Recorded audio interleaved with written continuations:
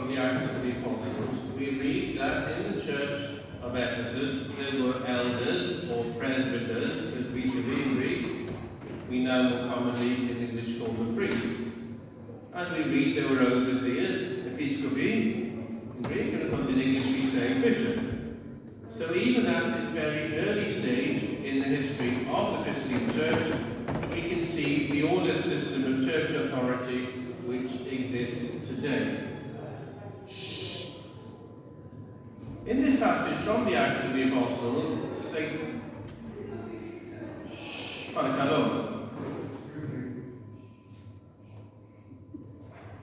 In this passage from the Acts of the Apostles, St. Paul warns the Ephesians, "Grievous wolves enter in among you, and of your own selves shall men arise speaking perverse things."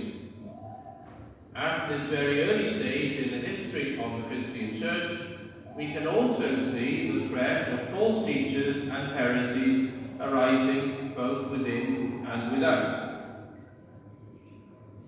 2.5 centuries later, 318 bishops gathered in Nicaea in Bithynia for what was the first general or ecumenical council of the Christian church. For most of its 300 years of existence to that date, Christians had been cruelly persecuted in the Roman Empire. The Emperor Diocletian was the most infamous persecutor of Christians. He died only 14 years before the Council of Nicaea. But instead of being persecuted by the time of the Council of Nicaea, the Christian church within the Roman Empire was free, and in fact it even had the Emperor himself, St. Constantine the Great, as its patron. And in fact it was Constantine who called the bishops together for the Council of Nicaea. The Council of Nicaea was the first time there was a meeting representing Christians from all over the world. It was the first time such a meeting could take place. And there were even bishops from outside the Roman Empire, such as from Persia and Armenia. So why did they meet? Well, the bishops talked about many things. One of the things they did was to agree the method for working out the date of Easter, which of course we Orthodox still use to this day. They also wrote a number of church laws or canons. Just to give you one example, they decreed that on Sundays throughout the year and during the season between Pascha and Pentecost, we do not kneel, but we say all our prayers standing up. Next Sunday after the Liturgy of Pentecost will be the first time in 50 days that we are allowed to kneel to say prayers. But the most important matter for the fathers of Nicaea was to deal with what we now call Arianism. Arianism was named after a priest from Alexandria named Arius. Arius argued that Jesus was the first and greatest of all God's creatures, but that he was not God. So thinking of today's Gospel reading, Arius totally misunderstood this line. "And now, O Father, glorify thou me with thine own self, with the glory which I had with thee before the world was."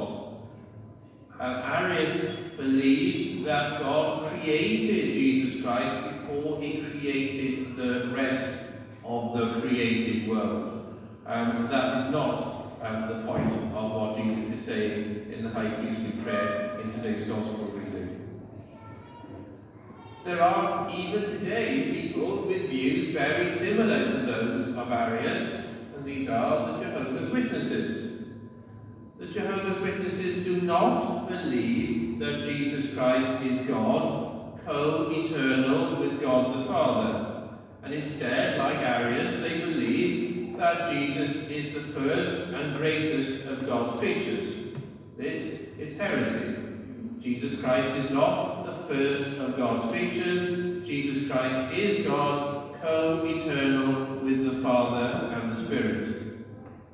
And St. Paul's warning about false teachers and heresies applies also to Jehovah's Witnesses.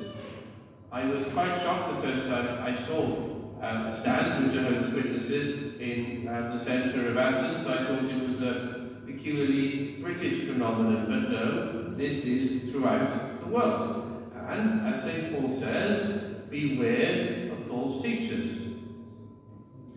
The fathers of Nicaea unsurprisingly condemned the teaching of Arius, and they proclaimed the orthodox teaching that Jesus Christ is God.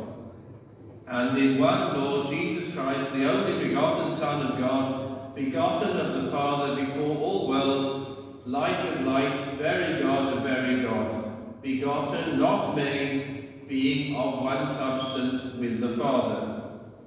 This is a line from the Creed, the Profession of Faith, to Symbol Antis Pistius, which we recited in Greek and English earlier in the service. And this Profession of Faith was written by the Fathers of Nicaea. It was later amended by the Fathers of the Council of Constantinople, but the original text was written by the Fathers of Nicaea as a clear statement of what we as Orthodox Christians believe.